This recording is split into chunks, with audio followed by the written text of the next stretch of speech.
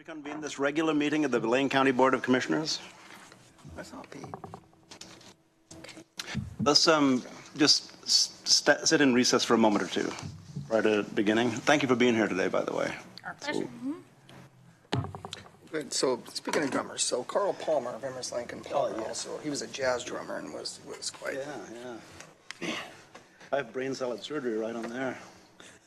But I always tell people, go YouTube Buddy Rich and you'll really. Oh, yeah. I saw ELP live in '72. Oh man. That was a crazy show. Yeah. And Emerson's Three up in guys. the air, spinning around in 360s, playing. I know. Nonstop. For three guys. Just once a drummer, always a drummer. That's what I say. That's right. And that was Rush.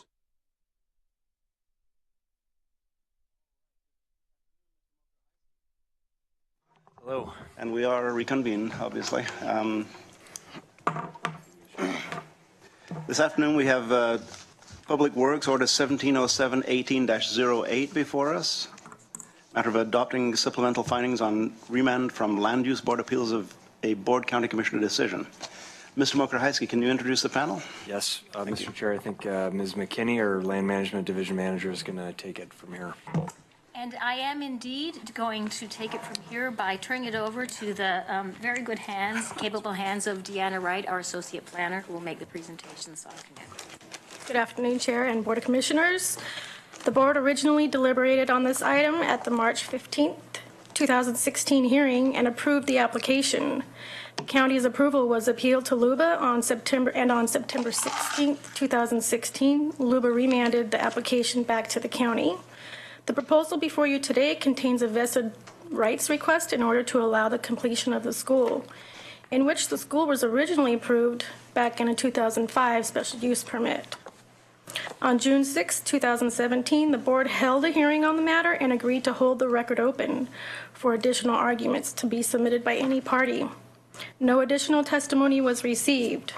Key findings for a vested rights case were laid out in staff's original cover memo and within the attached findings. In summary of those findings, staff believes the evidence in the record demonstrates the request constitutes a vested rights and recommends approval of the application. This does conclude my staff report. However, I am available to answer any questions during deliberations should they arise. Thank you, Ms. Wright. Any questions or comments for Ms. Wright or for Lydia? Any discussion? I'll note just real quick, the board may recall this anyway, but I'll mention it, that the issue of whether or not the applicant had a vested right to continue this project was an issue that has been talked about prior in the prior appeal, but this board never reached any conclusion on that matter, and that's why it was left at LUBA when it got to LUBA on appeal. That issue wasn't ripe for any sort of decision by the Land Use Board of Appeals because this board hadn't spoken to it, and so that's what we're here today to address that issue. And during the 2-week extension of the open record, we received no testimony written or okay. So we have everything before us that we had before. Then are we ready for a motion? Very well. Then we have before us Order 1707-18-08. Do I have a motion, Commissioner Bozevich? So I'll move approval of Order 1707-1808 in the matter of adopting supplemental findings on remand from Land Use Board of Appeals of a Board of County Commissioner decision, Order number 1603-1506, on the issue of whether a vested right exists to complete the development of a school. Second. Moved by Commissioner Bozevich, seconded by Commissioner Lacken. Discussion to the motion. I see no discussion. I'll call for the vote. All those in favor, please say aye. Aye. Passes unanimously. Thank you very much. I want to ask. No, I vote no. Abstention. Oh, you voted no. I'm sorry. It's okay. Then we have a 4-to-1 vote with Commissioner Sorensen voting no. Thank you. Thank you, Commissioner Sorensen. And thank you. Now we have before us Order 1707-18-09 in the matter of adopting the Lane County Transportation Safety Action Plan. Mr. Mokrzycki. Thank you, Mr. Chair, and I think Mr. Elsey here is going to do an introduction. Obviously, this is an issue that we've been working actively on and as part of the board's strategic plan, and so really pleased to provide an update and overview for you on where we're at. Good morning, Commissioners. Thank you very much for having us. We're very excited to talk to you about this today. We've been here before to talk about the grim statistics around the number of lives lost and the suffering resulting from severe crashes and traffic fatalities. This is an enormous public health problem that Lane County shares with the state and the nation, and I appreciate this board recognizing this as a public health problem. Lane County has joined, through the leadership of this board, the National Strategy on Highway Safety, known as Towards Zero Deaths. We've also joined a new regional transportation safety coalition known as Safe Lane Transportation Coalition, which currently includes Oregon Department of Transportation, Lane Council of Governments, Lane Transit District, Coburg, Eugene, and Springfield. We all recognize that this is a serious public health issue, and we are all working together to save lives and reduce suffering. This is more than a slogan. Through Becky Taylor's leadership, we've developed a strategic plan before you today to help us achieve that promise. Today, we're asking the board to adopt the Lane County Transportation Safety Action Plan. We now have the knowledge and political leadership to take on this public health issue. There are many things that we can do in areas of enforcement, engineering, and education to reduce fatal and severe crashes. A comprehensive, coordinated approach is necessary, and Public Works is excited to join efforts with the Sheriff's Department and Public Health. These statistics that you see up on the next slide are not new to you, but they are sobering. When you understand that traffic fatalities are the leading cause of death for ages 1 to 24 in Lane County from 2009 to 2013, that's a huge statistic. And also, Lane County had more traffic deaths than any other county in 2014 and 2015 consecutively, with 45 in 2014 and 57 in 2015. Just since April of this year, we've had 4 more people die in Lane County by traffic fatalities, 1 on Marcola Road, 2 on Highway 126, and most recently a motorcyclist on Little Fall Creek Road. This next table shows how the crash data breaks down between the cities and the rural areas. As you can see, of the 45 deaths in Lane County, 35 of those were in the rural area outside of the cities. We've also broken out the crashes on county roads from state highways. Here you can see of the 35 fatalities in the rural areas, 14 of those were on Lane County roads, and this covers 1 year, and that year is 2014. While there are more fatalities on state highways through the transportation package this year, and by the way, I'd like to say thank you, Commissioner Lycan, for your leadership on that transportation package. Lane County will take over Territorial Highway, which is 42 miles of road, and from 2007 to 2015, that roadway had 3 fatal and 19 serious injury accidents. The Oregon Department of Transportation has been an essential partner in our safety efforts, and we definitely want to thank them here today. We rely on their crash database, which we then import into our roadway management information system and geographic information system. With that, we'll be able to improve data collection and analysis tools over time. Becky has also spearheaded the development of a fatal crash investigation team and a systemic engineering implementation team to integrate preventive safety measures into our work, and we'll be working with Oregon Department of Transportation and other agencies to build best practices in the future. We want to thank ODOT for helping us fund this planning effort, and we're excited to present Lane County's first ever Transportation Safety Action Plan. This has been a collaborative process with Lane Council of Governments that involved extensive stakeholder engagement. Lane County Sheriff, state and city police were involved, engineers from the private sector, as well as from multiple agencies. The process included emergency response staff, Lane County Fire Authority, and McKenzie Fire and Rescue were present, as well as city fire departments. Lane County Public Health was included, as well as ODOT Safety and Driver Education Program staff. We also had representatives from Mothers Against Drunk Driving and many community advocates. This process helped us better understand the safety problem to develop effective solutions. The plan emphasizes a systemic approach to safety, which focuses on high-risk factors that contribute to fatal and severe injury collisions. The data analysis alone was very fruitful. We looked extensively at crash data over several years between 2007 and 2014. The data revealed our greatest risks, which gives us great hope because it also shows us where there's the greatest opportunity to save lives. First, we learned that we need to focus our attention on rural roads where most of the fatalities occur. 54% of fatal collisions occur outside city limits. This is true for all of Oregon and the United States. Most fatalities are in rural areas. In many areas, farmers, commuters, school buses, trucks, and tourists share the roads with narrow lanes, limited sight distance, less enforcement, and lack of clear roadsides. Second, we learned that speeding is the most prevalent risk factor, contributing to 39% of all fatal crashes. We know that a small percentage of drivers speed, which tells us that by changing the behavior of a small number of drivers, we can move the needle on a large number of collisions. Third was our biggest finding. While the location of fatal crashes varied from year to year, what stood out was the crash type, which was roadway departure. 53% of fatal collisions are roadway departures, meaning the vehicle completely left the roadway. Driving off the road can be attributed to driving too fast, but also intoxication, inattention, or distracted driving. With this information, we know there is the possibility of cutting the fatality rate in half by focusing on measures to keep people from leaving the roadway. There are many proven things we can do in the areas of education, enforcement, and engineering to address our highest risk factors. Our plan includes many education, enforcement, and engineering actions to influence human behavior and, just as importantly, account for human error. Implementing these actions will foster a culture of safety.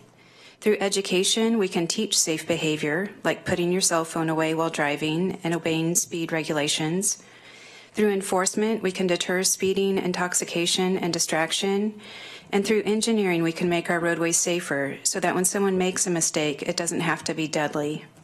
Tim is going to highlight some of the specific things we are doing in these areas.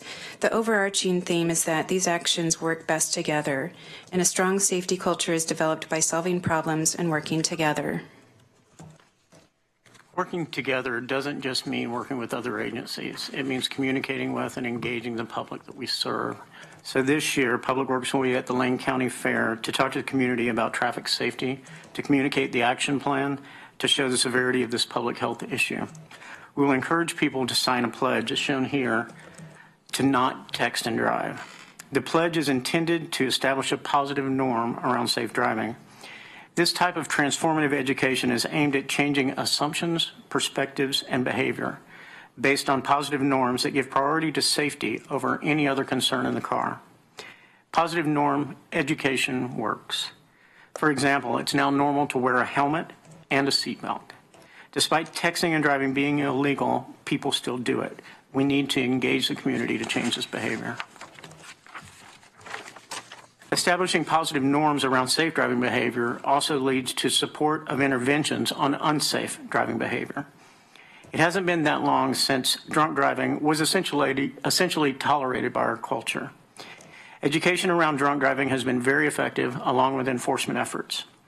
The Lane County Sheriff's Office conducts targeted DUI enforcement campaigns around major events and holidays throughout the year. They're able to do this because their officers are willing to work overtime. The overtime costs are covered by a grant the Sheriff's Department obtained from the Oregon State Sheriff's Association, and we've worked with Lieutenant Billy Halverson and Sergeant Kerry Carver in the Sheriff's Department, and with the Regional Safe Lane Transportation Coalition to promote the Sheriff's DUI efforts around community events so people can go to these events and come back home safely.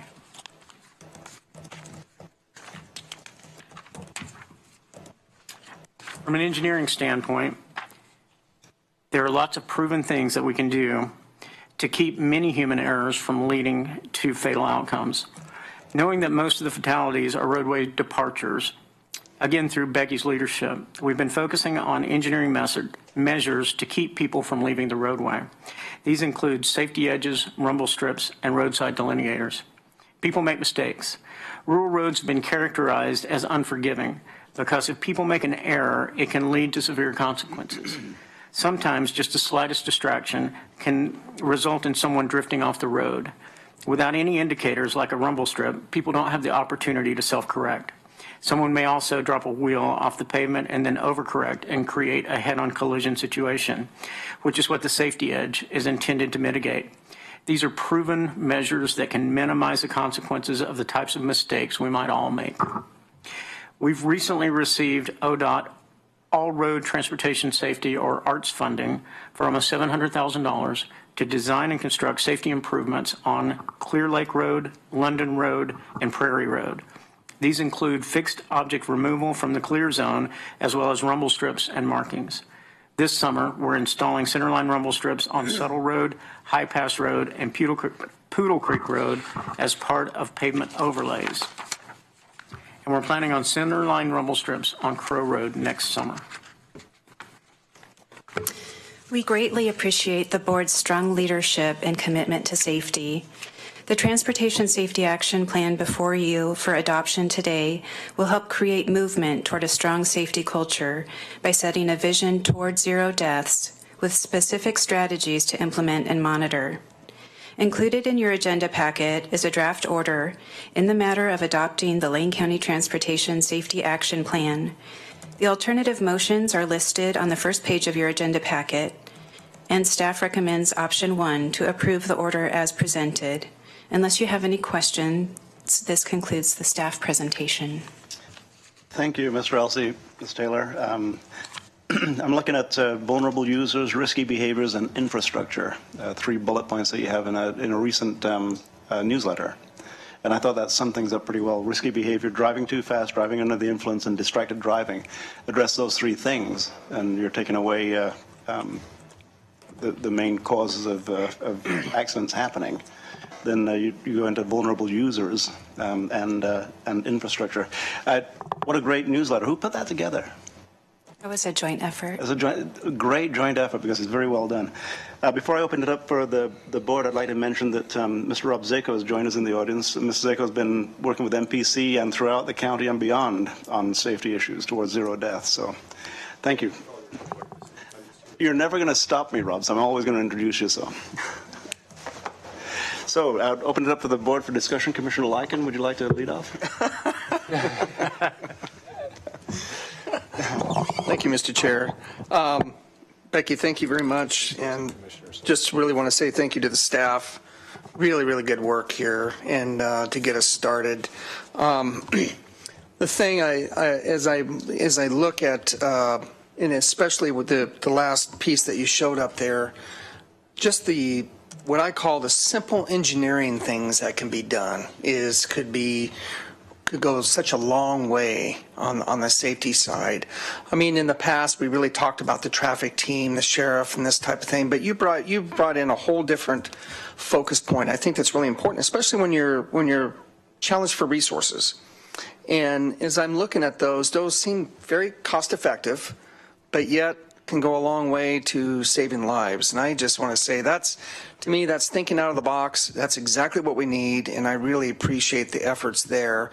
And now that over the next 10 years, I think we'll average somewhere around $9 million a year, I think is the average of additional dollars coming in to Public Works to look at and work on trying to create even more of these opportunities. And just from those, and then also I think when just the coalition that we formed, the education piece, I think, is going to go a long way. I can see that our next step now is going to be really working with the Forest Service and see if we can get some sort of harvest or some in lieu of something, that whatever the case may be, so we can see additional dollars coming in for road funds. But those federal money can also be used to increase rural patrol, where the state money you cannot. And so those are some things I think we as a board can continue to work on as well and lobby our folks back in D.C.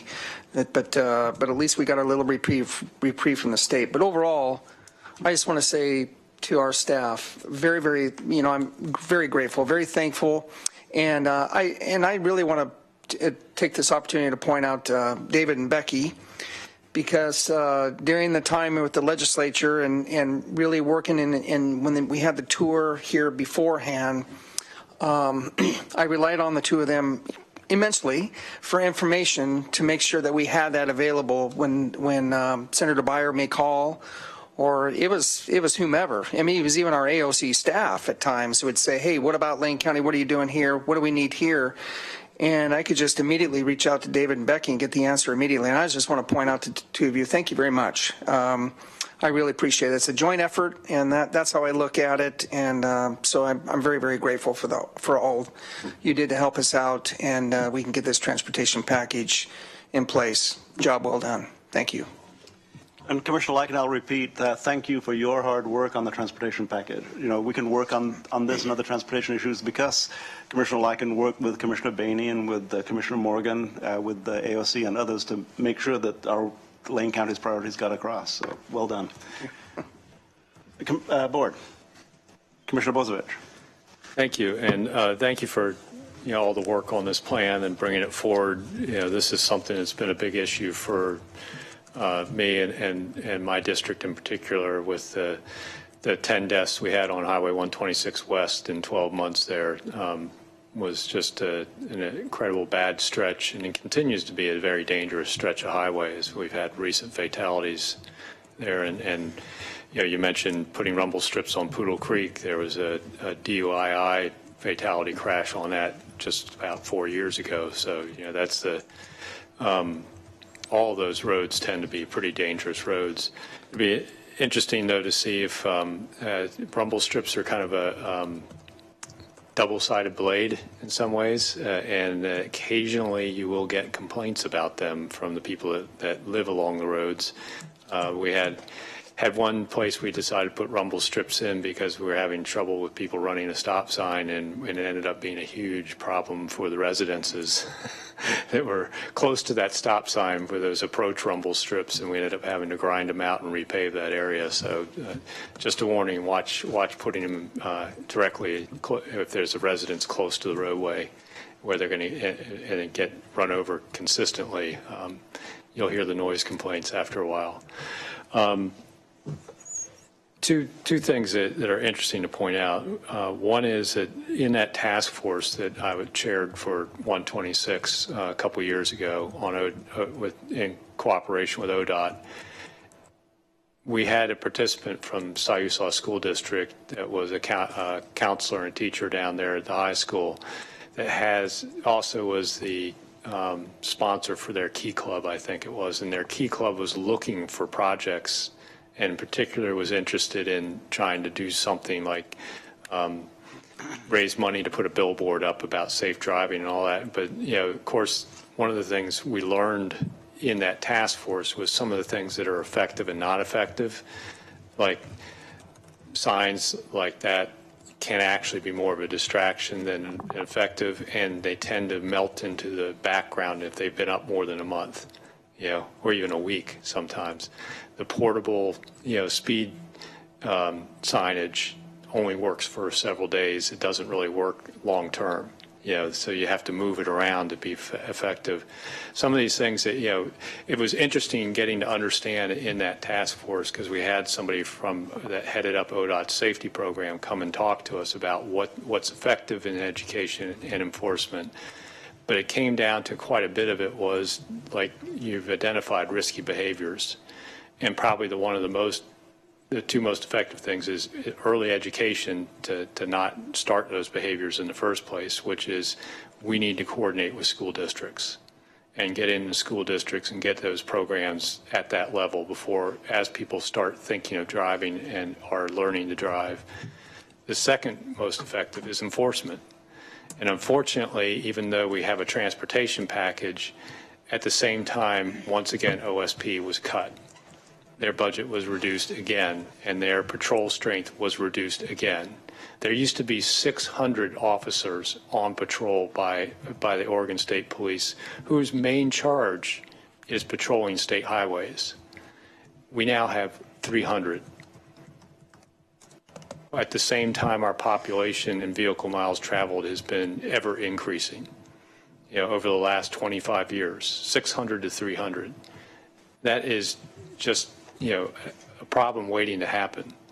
At the same time, most of the counties that depend on federal forest monies The ONC counties, and particularly in southwestern Oregon, a lot of rural roadways have had to cut their patrol strength.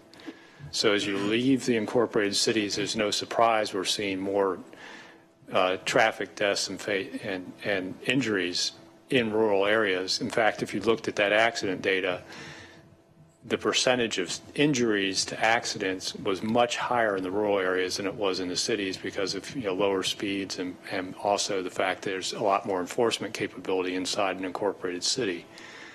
That's where we're seeing that Wild West mentality of drivers. And somehow or another, we have to transition this into we need enforcement capabilities and getting folks to understand that it's not about raising money for the government. It takes a lot of money to try a case through the courts if you write somebody a ticket. The officer's got to be there available on the court date. We've got, court costs, prosecution costs, everything else. It's not a moneymaker for us, particularly DUII, which, tends to be very intensive as far as the court action goes. And particularly if it's DUII non-alcohol, then it really gets intensive. So we need to get the legislature to step up and start funding OSP at a higher level because we're seeing most of those accidents are state highways. And we need to also see if we can find a way to get our own rural patrol stepped up. But I do think we need to work and provide the expertise to the school districts maybe to have good education programs to kind of get them to understand, what are the risky behaviors that we need to kind of teach the kids to avoid. And particularly cell phones with the young generation now that, have grown up since toddlerhood now. Some of these kids are going to be coming out where their parents handed them a cell phone at a young age to entertain them while they're waiting in some, repair, for the car to be repaired, or whatever else. That's become ubiquitous with the kids growing up with that screen. Setting that screen down while driving is a big effort for them. And we're going to have to really work hard to change that behavior. So I appreciate this effort. I like to thank Dr. Zako and everyone else that's supported this because it's really critical for the health and safety of our county. I mean, time and time again, people don't understand just how big of a health issue traffic fatalities and injuries are, how much lost productivity in our country is due to them. And we really, it's a fixable issue. That's what's really sad about it. It's not like it's some uncurable disease that we haven't found the cure for yet. We know what fixes this.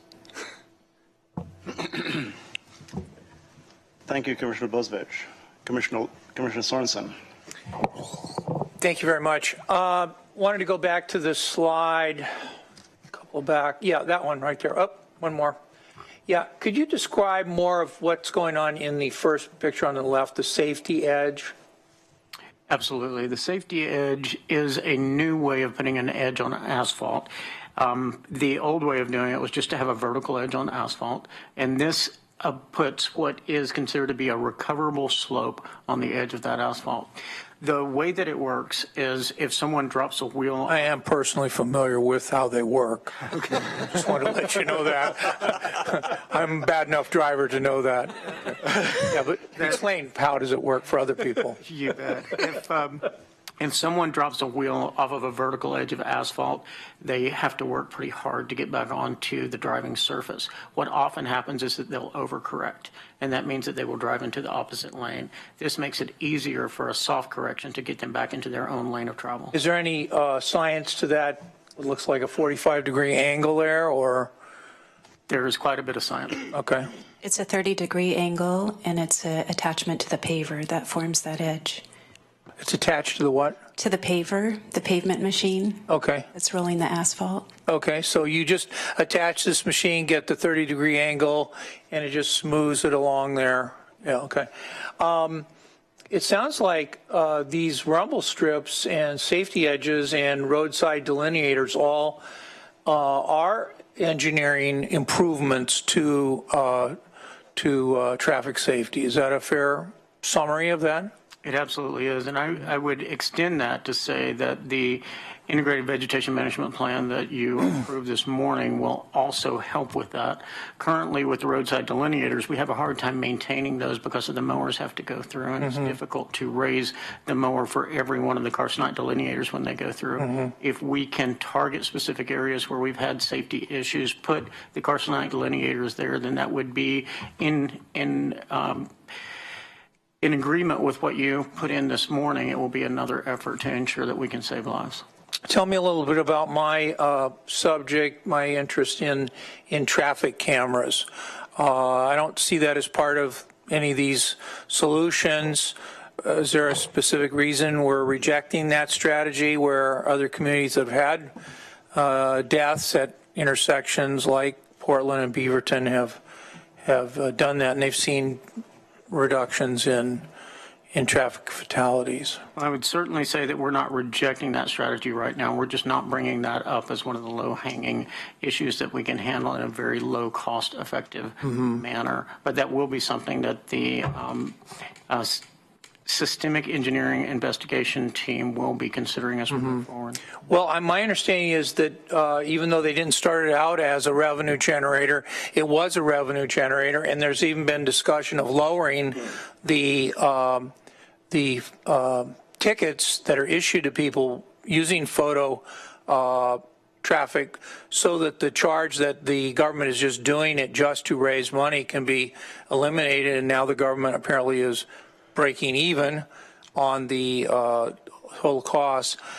We used to make money off of our traffic team. We used to, pre-recession, pre-2007, 08, 09, we actually did make money off of our traffic team. We funded a DA position. We funded supervisor positions in the sheriff's office. We obviously funded the roll-up of training, retirement, medical, unemployment, whatever, on our sheriff's deputies that actually issued the citations. And we also paid for the portion of the courts that had additional work because of our traffic team. So one of the things I want you to think about is that we abandoned that during the recession when it was clear we could not collect from people who were getting traffic tickets from our traffic team because the recession was so bad, hit us so hard that and hit the violators so hard that we couldn't, our collection wasn't as high. So we got rid of a traffic team. So I'm just asking you to revisit the idea of a traffic team as well as cameras because I think both of those are proven methods, and unlike a lot of the things that are suggested that we do around here, these are actually revenue generators. And if there's a concern that we're making too much money off of it, we can just lower the amount we're charging people, and it serves as a deterrent. It serves as an education piece for and the civil liberties concerns that I have, and I'm sure lots of other people have been largely worked out by allowing people with the cameras to opt out on the simple statement, I wasn't driving that car. And as long as that's true, they're not going to face any further enforcement actions. They are in trouble if they lie on the form to say, I didn't do it. But the incidence of people lying to get out of paying a relatively small ticket is pretty low. And it is, my understanding is Portland does vigorously follow up on people who, and it's a very small percentage, but of people who do lie on their form. But that traffic ticket is completely dismissed upon their statement, that wasn't me. And if it wasn't them, that's where it ends. If it was them and they lied, that's where a bigger thing begins. So, but that really rarely happens. And the quality on these things is amazing. And I'm not sure that this can be done within a lane or not. In other words, on a highway, a state road, I guess for our purposes, a county road where we see a lot of motorcycle racing, speed racing, excessive speeds, within a lane. I was recently in the Seattle area, and they have photos within the lane, and the reason they do that is because they have high occupancy vehicle lanes, and to monitor whether you're violating the high vehicle lane, they take a photograph of you. I don't know if the Washington legislature authorized that, or if Kane County did, or who, but my point is, apparently the technology exists for that. And my wife and I needed to get to someplace fairly quickly, so we actually used the you have to pay more to get into this lane, and they sent us back a nice photograph of ourselves smiling in the very visible with our driver's license, and they got our address from Oregon DMV, and we got to pay them an extra $10 or whatever for using the high occupancy vehicle lane. So I know that the technology is there. I don't know about speeding, whether or not they could catch a speeder, and we could set that camera at, 70 or 69 or whatever. So I think there are some more technological advances in enforcement, more in the robotic enforcement arena, if you will, which saves a lot of money on the cost of tracking down these folks that constantly run red lights and with near impunity. And I don't know about the speeding, how we would measure the speeding. Do you know if the state is still using airplanes on roads? I don't know that. They used to use airplanes, in the 70s and 80s. I think that went out in the recession of the 80s because of the non-payment problem of violators not paying. I'm not sure, but I don't see those signs anymore, like, this stretch of Lane County roadway patrolled by air. I don't see those signs as often as I used to. And is that too high cost relative to the enforcement? Just not used? I don't have any answers on the air patrol, but I do agree about the technology being available for automated enforcement. It does require a change in state law, and we have it in our action plan as something to investigate over the long term. There are some concerns associated with that, so we'd want to be very deliberative in our decision making around that. So are we barred from doing that now? Well, you say there's a state law change. You have to seek permission from the state, which is what Portland did. And Beaverton. Beaverton. Yeah. Have any counties done that? Not to my knowledge. Okay. All right. Well, listen, thank you so much. I think we're making progress on this. Thank you, Commissioner Sorensen. Commissioner Williams? I'd just like to extend my thanks for taking on this critical issue. I mean, people are dying on our roadways, and we've got to find a way to stop that. I personally believe that inattention is a contributing factor, probably in the highest degree. Texting, cell phones, changing music on the radio or other musical device. When you first sent me the information on this, I was very excited about seeing the rumble strips and safety edge. I did not really understand how the safety edge worked, but certainly the rumble strips I'm quite familiar with. They are not uncommon anymore, and they let you know when you're not where you're supposed to be. I particularly like them in the center lane where there's two-way traffic, and I think Highway 38 in Douglas County has some sections of road that have that, and that keeps people in their own lane. When you're leaving your lane into the the oncoming traffic, you know it, and the overcorrection is very quickly done. I would like to know where the safety edges are installed. Perhaps I could get a map that would highlight where some of those are, to where I could actually go out and experience that.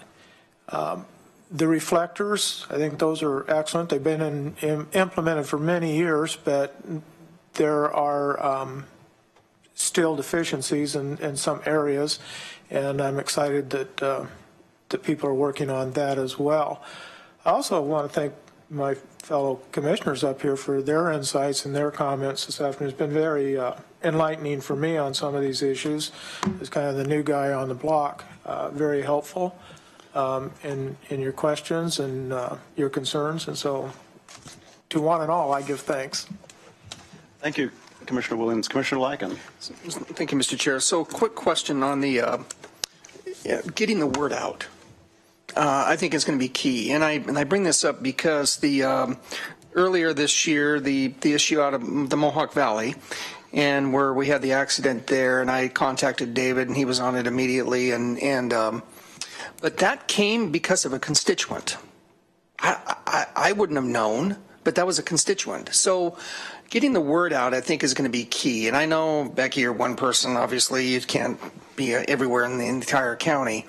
But to me, I would suggest, like the social networking, there's all sorts of things. I mean, the fastest growing group on Facebook right now are grandmothers.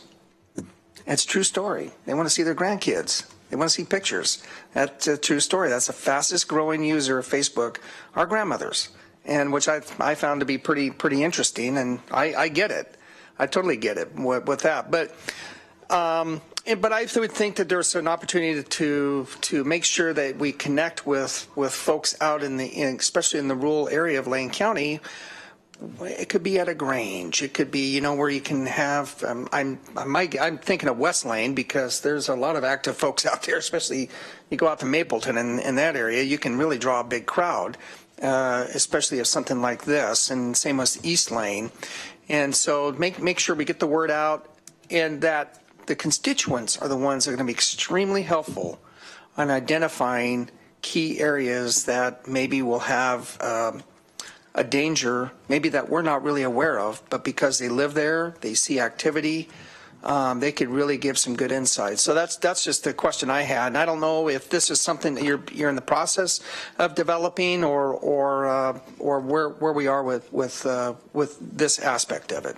Well, one of the things that I'd like to say in response to that, and some people have heard me say this, is that, as government, sometimes we do a pretty good job of solving problems. Rumble strips is one example. What we often do, however, is a really bad job of defining the problem that we're trying to solve in such a way that it's compelling to the public, so that the public comes to us and says, so what are you doing about it? You've convinced me that we've got a problem now. What are you doing about it? And that's what we have to do with this Transportation Safety Action Plan. A couple of things that I'd like to mention is that before we put rumble strips out on any roads this year, we did send out flyers to contact all of the residents on both of those roadways, to more than to let them know that rumble strips were coming. It was to let them know what the problem is. We talked about the fatalities in the county and what our efforts were to save lives. I think it was last Thursday, Becky met with a group up in Marcola to start having community meetings, and they talked about safety issues along Marcola Road. So I completely agree with this board that without an outreach and education portion of this, we will not be as effective as we could be. And that's part of the reason that we're doing the outreach at the fair next week, to help define the problem in ways that people can understand and come to us and say, what are you doing about it? Excellent. And I see we have a booth at the fair starting tomorrow morning. I beg your pardon. No, no, that's good. Thank you. Appreciate We it. have a booth at the fair starting tomorrow morning at 9 a.m. Is that right? Thank you. At 11, I think. At 11, okay.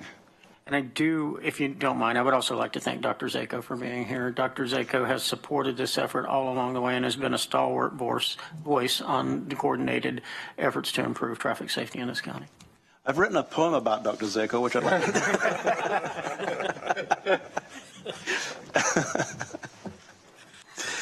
Well, thank you. Great work. I've heard at MPC we hear quite a bit about it, and it seems to be the roads that I frequent the most that are the most dangerous roads. I drive to Florence a lot on 126, drive east on 126 a lot, drive Highway 58 a lot, and these are the roads where people speed a lot, where people take the shortcuts. When I say shortcut, I mean enter into the bike lane or the shoulder to make a corner shorter. The reason I know I do that is because several times on the way back from Florence this last Sunday, I woke my wife up. I said, "What's that?" It's a rumble strip. So, you know, it helps me personally to pay closer attention, the little things that we do. And, you know, there are a couple of places that really are alarming on 126. You know, when you're driving into Mapleton from either direction, you've been behind that guy or that woman driving for who knows how long, and as soon as you hit the passing lane there, it becomes like a NASCAR speedway, and you better move aside because people are going to pass you at high speeds, and they push the end of the passing lane quite a bit in areas. Now, what was the most dangerous on 126 has been addressed a little bit, and that was the uphill coming toward Eugene at about milepost, I don't know, 39, I was going to say 42, where you have 35-mile-an-hour corners and a short passing lane. It used to be a longer passing lane, and people would take the passing lane all the way over the top and then have to slow down coming down. So you've addressed that passing lane a little bit, but still people speed to get past that one extra car. You see it on the flat or on the hills, and it's so addressing things incrementally really seems to be working for me personally. And I can only speak for me personally because I've not done any studies. I'm looking at a study by Western Transportation Institute on a number of different elements of safety. And for instance, the flashing signs that tell you the speed, I recognize them, no matter how long they've been there. And what their summary is the applications review provided evidence that radar speed signs often achieve their specific objectives, which was typically a reduction in speed. Depending on the specific application and problem being addressed, changes in speeds range from small to significantly large. But here's the key. The long-term impact of such signage varied. So in some places it worked on an ongoing basis, in some places it didn't. That being said, for me, if I'm driving down Highway 126 following a guy from Arizona, a driver from Arizona, who's never been on 126 before, it doesn't matter how long that sign's been there because it's the first time they've seen it. And so to me, I'm a proponent of the flashing, your speed as signs because I watch them. But I can once again only speak from me personally. Prairie View Elementary School has a K through 8 school, has a sign out there, and if I hit that at 22, boy, I'm going down to 20 miles an hour. And I would think that a lot of people wish to obey the law and just need to be reminded that they should obey the law. People wish to stay on the road, so the rumble strips remind them that they're browsing off the road a little bit. Hard to do much about, from a public works standpoint, I don't know how much we can do regarding intoxicated driving. That becomes more of a public safety issue, perhaps. But in looking at your the Transportation Safety Newsletter dated July 10th, that is a wealth of information in short sentences that really anybody could read and understand. And Tim, I like what you say about trying to capture people's attention, why making it compelling to people, saying, making people understand why we're trying to get attention and what it does for them personally. And I like to equate things to what I've done a lot of my life, and that is selling cordless drills. Nobody knows they need a cordless drill until you convince them they need a cordless drill. And then everybody needs one. Well, nobody knows how to be safe on roads other than what they inherently have learned until you remind them the need to be safe on roads. And a lot of it is outreach. Commissioner Lyken said that grandmas are the ones who are reading social media. You just had a marriage in your family, a wedding in your family. Mm-hmm. You may soon have a grandma living at your house, so you can test that. Probably very accurate.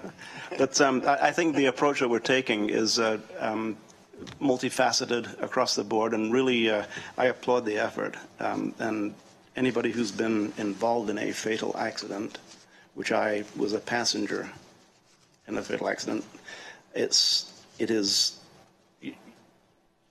zero deaths are what we need or what we want, because it's harmful for the entire generation to come. So thank you very much for the work. Any further discussion from the board? Commissioner Bozievich. Thank you. I just want to jump back and maybe correct some information about why we don't have a traffic team in Lane County. That was a decision made by Sheriff Berger and then supported by Sheriff Turner as he came in. It was because we were cutting our patrol services to the point where we were not responding to burglaries. and other things, and sending folks a piece of paper to report property crimes. And at the same time, we had a traffic team out there writing a ticket, for speeding or not coming to a full and complete stop at a stop sign. It was a public relations nightmare for the sheriff's office, and that's why that traffic team was discontinued. In addition to the fact that in 2011, as the legislature struggled with the delayed effects of how recession hits income tax receipts, and we're looking to sweep up tax receipts, they passed House Bill 2710 and 2712, which diverted most of the fines to the state from the court system, so we weren't even recovering, and it continues to be that kind of system, where the first $60 of any traffic ticket written goes to the state of Oregon, no matter what we collect. And if it's only a $90 seatbelt ticket and we don't, we only get $50 of that paid, we don't see a dime of it. It comes back to support a traffic team or anything. So reinstituting a traffic team is not simple anymore. Thank you, Commissioner Bozevich. Addressing these highest risk priorities involves a series of education, enforcement, and engineering actions recommended in the TSAP. Given the enormity of the problem, the tools of any one sector will not solve it alone. I like this. That together we can save lives and reduce suffering. Thank you for the work you're doing toward that end. Mr. Mokrzycki, anything you need to add? No. Thank you very much. Then we have before us Order 1707-1809 in the matter of adopting the Lane County Transportation Safety Action Plan. Do I have a motion? Okay. Commissioner Lyken. Thank you, Mr. Chair. So I'd like to move approval of Order 1707-1809, the matter of adopting the Lane County Transportation Safety Action Plan. Second.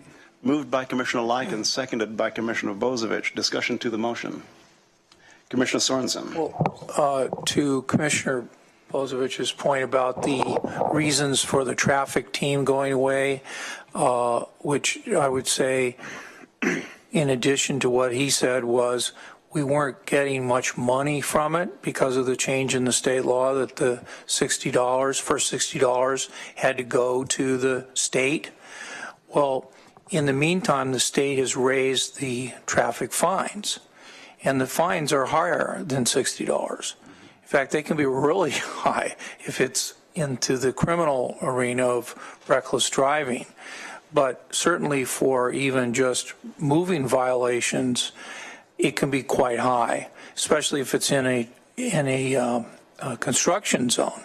So I'm not disagreeing with anything you've said about why we got rid of it. I'm just pointing out that a public relations disaster, which I don't agree with that, but if that's the perception that, well, we got rid of the traffic safety team because we weren't locking up enough people and our officers were out enforcing traffic laws, so we got rid of that so they could work on this other important thing.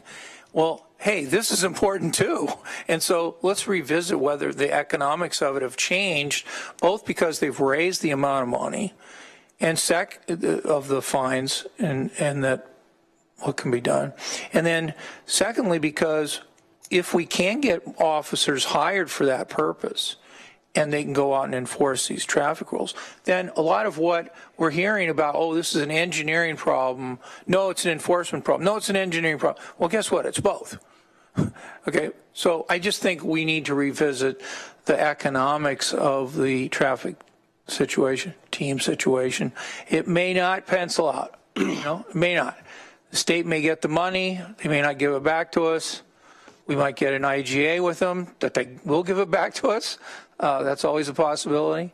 So I'm just saying I think that enforcement piece is important. Thank you for the great points, Commissioner Sorensen. If you brought that up as a agenda team request, you'd find me as a head nod toward that end. I think we do much better business when commissioners don't correct other commissioners or in other ways reprimand them. Then we have before us the motion. Any further discussion? Commissioner Lyken. Thank you, Mr. Chair. So I'm really viewing this as this is a great first step in my view, and I know our staff is very committed. I know folks that are associated, like Rob, Dr. Zako is here today, and he's obviously very committed. And we have different groups in within the county that are very committed to this. And I think it's going to be absolutely imperative this board continues to be very committed. There's an incredible opportunity here, because the last thing we want is to continue to be number one in fatalities. I got to tell you, that's the one. It was great watching Oregon almost become number one in basketball. That was fantastic. But number one in fatalities, absolutely not. So this is, from my perspective, this is a great first step. Just I love looking at that slide right there, because those are fairly cost-effective, simple answers to be a deterrent. And so thank you again for the great work that's being done here by our staff. And I know you have my commitment, and this board obviously is very committed as well. So thank you so much. Thank you, Commissioner Lyken. I'd be remiss in pointing out the work that you and Mayor Christine Lundberg have done on the East Springfield situation that came to a head about 2 years ago now. Yeah. Regarding fatalities on the road. It's not only rural highways, it's all the roads that within the cities and outside of the cities. So we have before us a motion. Further discussion to the motion? I see none. I'll call for the vote. All those in favor, please say aye. Aye. Passes unanimously. Thank you very much. Excellent work. Thank you very much. Thank you.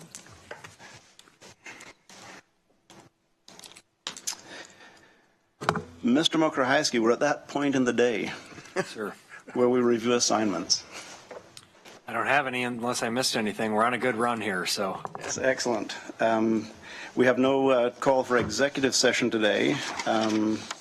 Then earlier in the day, we asked for agenda team requests it was actually on the agenda for the Board of Health meeting. Are there any agenda team requests? I see none at this point in time. Other business today? Commissioner Mokrahajski. He doesn't want that demotion.